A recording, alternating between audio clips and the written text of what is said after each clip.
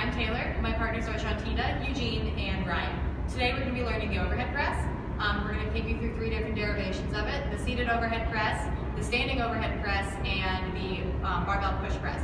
We're going to be starting the overhead press, the seated overhead press with dumbbells. We're going to be taking you through the standing overhead press with dumbbells, and as the name suggests, the push press will be with the barbell. To begin the seated overhead press, you want to make sure that your chest is upright, your back is straight, your core is engaged. So, like we learned in class, suck that belly button in so you're sucking the belly button into your spine, engaging the transverse abdominis along with the rest of the core stabilization set. And keep your elbows within the same line of movement as the overhead press. Make sure they don't go too far out, too far in. Sit up tall, and 1 arm at a time, or you can push 2 arms at a time. It all depends on how you like it.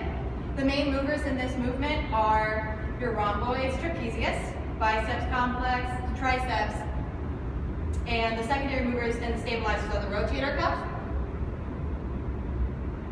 pec major, pec minor, and latissimus dorsi.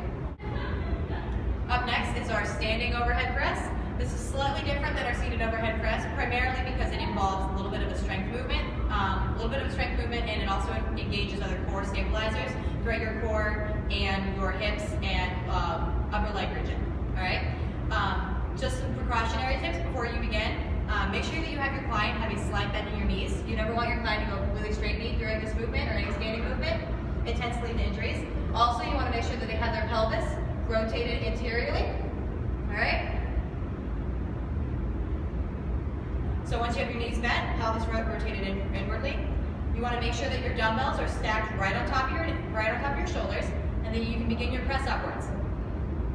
All right, slow and controlled. Make sure that their chest is pointing upwards and their core is tight and engaged. It's the exact same movement as the seated overhead press, works all the same muscles, except this time, because you are standing instead of seating, it has a little bit more of a quad, glute, and hamstring component, as well as different stabilizer muscles throughout the core. So this is the barbell overhead push press. All right, this is a little bit more of a dynamic power movement rather than just pure strength or endurance.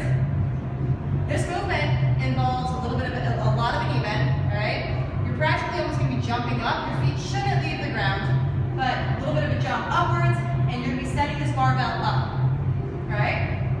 As you're doing this movement, make sure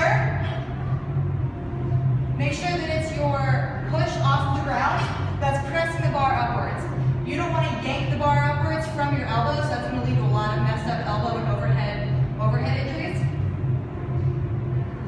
Some other technical pieces to keep in mind as you're doing this movement.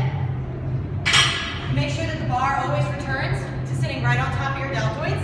Right on top of your deltoids, and make sure that your elbows stay clean out in front of you. Never bring them inside or too far inwards. Also leads to injuries. Another thing to keep in mind is the base of support. If you have a base of support that's too narrow, you're going to lose that bar real fast. If it's too wide, you're not going to get as much of a power movement out of it. So standard base of support right underneath the shoulders. Your hands as you grip the bar, should be right outside of your shoulders. You don't want them too far inwards, otherwise that also leads to shoulders and elbow injuries. So just outside of the shoulders, press up, bring it back down. Press up, bring it back down.